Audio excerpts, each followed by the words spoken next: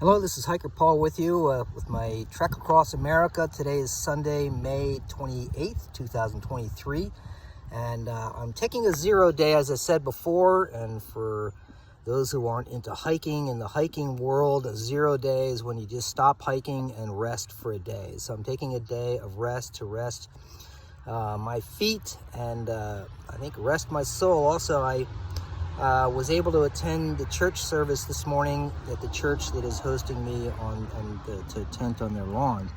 It is the Rochester Church of God, and the pastor had a wonderful, dynamic message, extraordinary. I believe it's actually live streamed online if you want to check it out.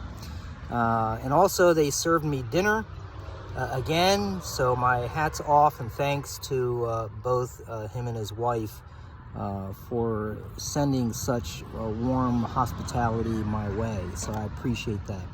Another thing that really jumped out in the bulletin at this church, again, that's the Rochester Church of God. Hopefully you don't mind me putting that out there. But from the pastor's desk, he says, when a father attends church, there's a 93% chance that everyone else in the household will too.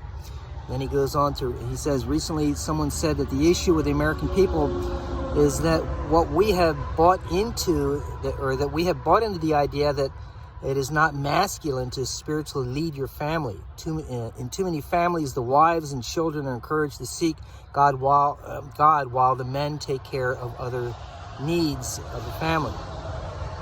The family is under attack from the culture in the present day, yet the family is still God's primary means of building healthy churches and a healthy culture. And then he goes on to talk about an author, and he expounds on it even further. So I call upon all the men all across America, all across the globe to rise up and be men of God. And the church is for women, and the church is for men.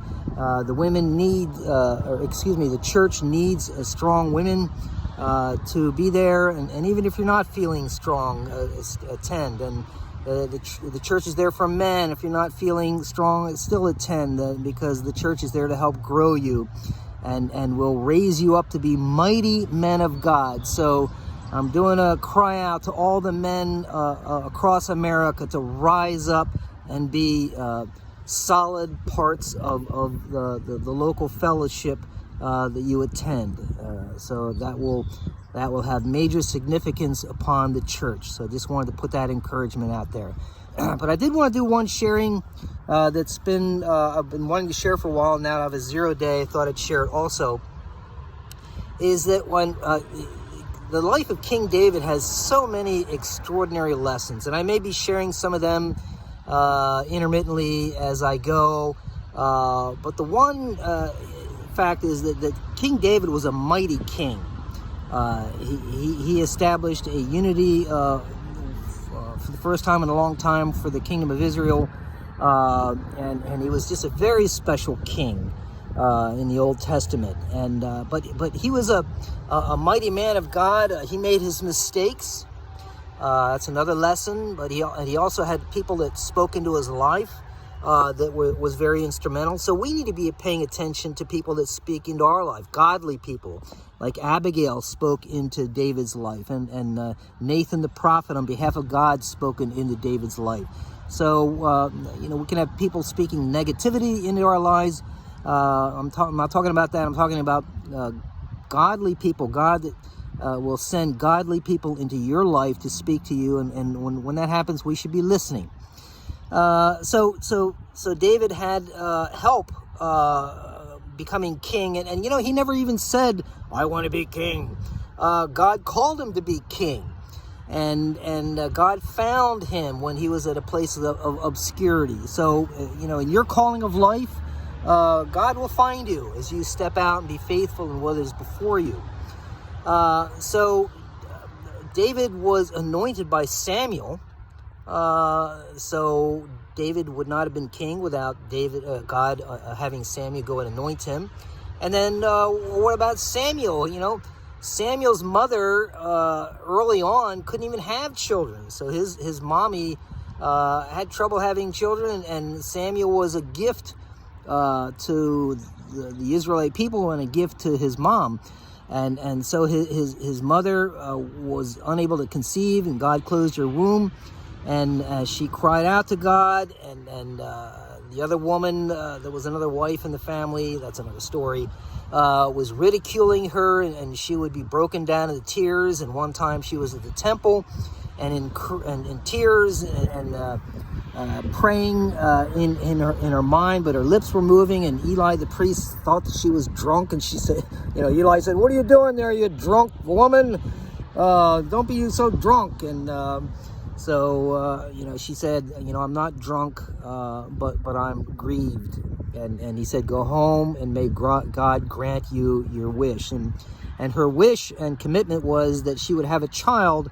And she said to God, if you allow me to have a child, I will give him back to you, basically as a priest. And that happened.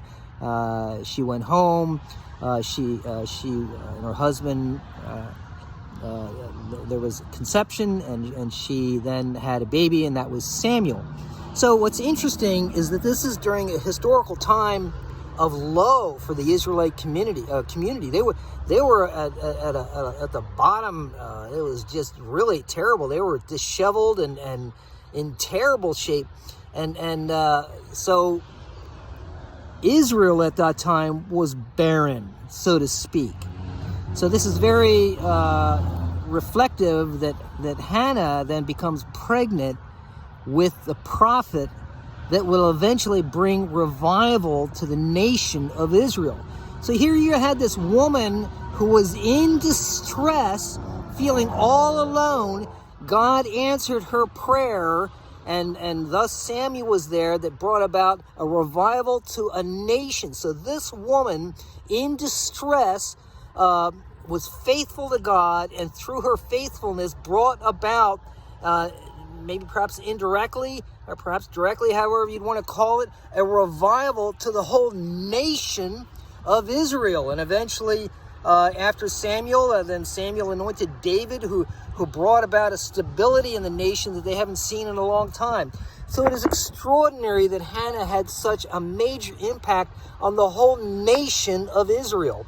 So it's important in our lives that when we are in distress, that we can think that God is not there. Just like with Hannah, she probably thought, "Where's God?"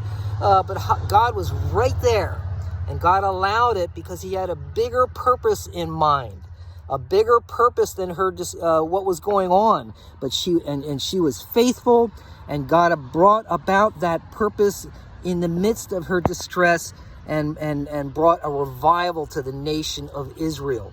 So if you are in distress, know that God is near. Walk in faith, and that God may bring about a glorious purpose that you may not see, but it could have big impact on your life and on the lives around you. So Hannah is an inspiration to all of us. So until next time.